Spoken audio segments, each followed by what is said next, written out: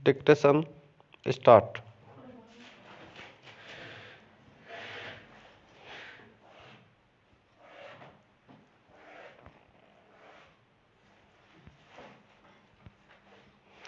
भारतीय ज्ञान की समृद्ध परंपरा एवं ख्याति को भारतीय ज्ञान का खजाना पुस्तक में 26 अध्यायों में समेटा गया है। दुर्भाग्य की बात है कि भारत में प्राचीन गौरव को दर्शाते इतिहास को साजिशन दबा दिया गया। विराम इतिहासकारों द्वारा तैयार किए गए मार्मक इतिहास के दबाव में अगली पीढ़ी को निकालने का प्रयत्न ये किताब करती है। पुस्तक की प्रस्तावना में मोहन भागवत लिखते हैं, आगामी कुछ दशकों में हमारा भारत विश्व के अग्रणी एवं उन्नत देशों में महाशक्ति के रूप में पहचाना जाएगा। ऐसी चर्चाएं हम सर्वत्र सुनते हैं। ये साकार रूप में होने के लिए जो आवश्यक क्षमताएं हैं, उनका दर्शन भी विभिन्न भारतीयों के कर्तव्य से समय समय पर दिखाई दे जाता है, परंतु फिर भी हमारे देश में सामान्य तौर पर प्रचलित चर्चाओं एवं संवाद में हमें आत्मनिंदा एवं प्रस्तुति का वातावरण अपना प्रभाव डालता हुआ दिखाई देता है। मानो विदेशियों एवं विदेशी भाषाओं के संपर्क के कारण ही भारतीयों की क्षमता में निखार आया। अपना जो भी है बेकार है, लेकिन बाहरी देशों का सब कुछ स्वीकार्य है। ऐसी हमारी विचित्र गुलाम मानसिकता जो स्वतंत्रता के 70 वर्षों पश्चात भी दूर नहीं हो सकती है। इससे स्पष्ट हो जाता है कि प्रशांत पोल द्वारा लिखी ये महज एक किताब नहीं बल्कि धरोहर है। अध्याय अदृश्य शाही का रहस्य जहाँ पाठकों में रोमांच पैदा करता है, वही अद्वितीय आयुर्वेद में बताया गया है कि जब सारी दुनिया को चिकित्सा, मेडिसिन, फार्मेसी जैसे शब्दों की जानकारी नहीं थी, उस कालखंड में विश्व के पहले विश्वविद्यालय तक्षशिला में चिकित्सा शास्त्र नाम का व्यवस्थित विभाग और पाठ्यक्रम मौजूद था।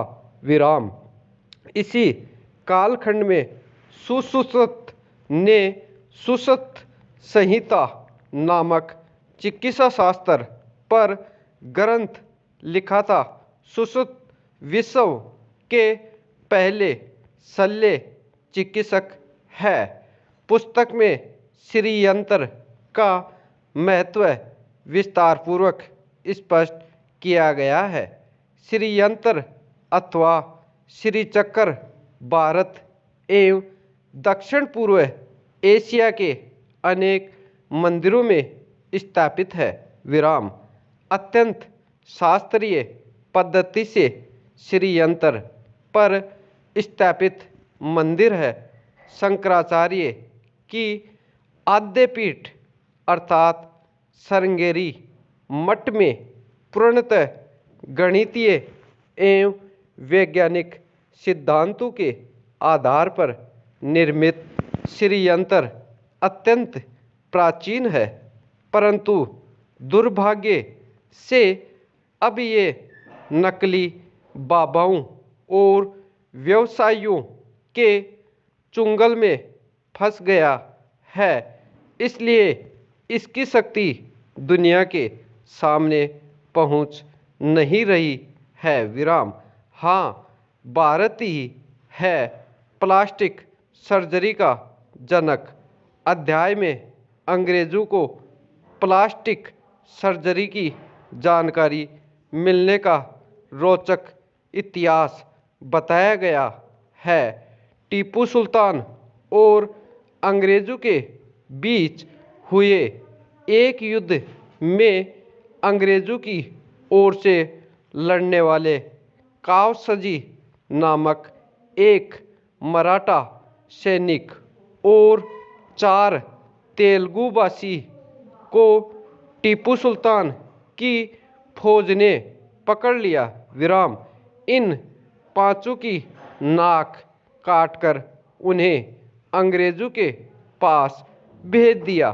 कुछ दिनों के बाद एक अंग्रेज कमांडर को एक भारतीय व्यापारी की नाक पर कुछ निशान दिखे। कमांडर ने उससे पूछा तो पता चला कि उसको नाक काटने की सजा मिली थी, लेकिन नाक कटने के बाद उस व्यापारी ने एक वैद्य के पास जाकर अपनी नाक पहले जैसी करवा ली थी। अंग्रेज कमांडर ने उस वैद्य को बुलाया और कावसजी तथा उसके 4 साथियों की नाक को पहले जैसा करने के लिए कहा। विराम।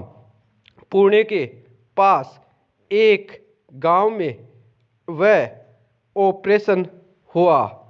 उस समय 2 अंग्रेज डॉक्टर भी वहां उपस्थित थे।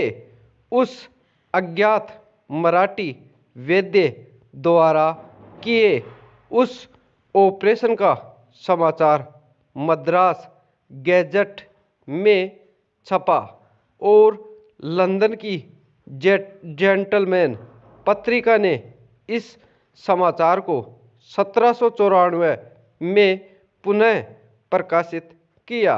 विराम। श्वेत श्याम चित्रों के जरिए अध्यायों में तथ्यों को स्पष्ट करने का श्रमसाध्य प्रयास किताबों को संग्रहणीय बनाता है। लेखक ने पुस्तक तैयार करने में खूब परिश्रम किया है और पर्याप्त शोध के साथ ही प्रमाणीकरण के लिए दरवाजे भी सम्मिलित किए हैं। हर भारतीय को ये पुस्तक पढ़नी चाहिए। विराम। स्टॉप।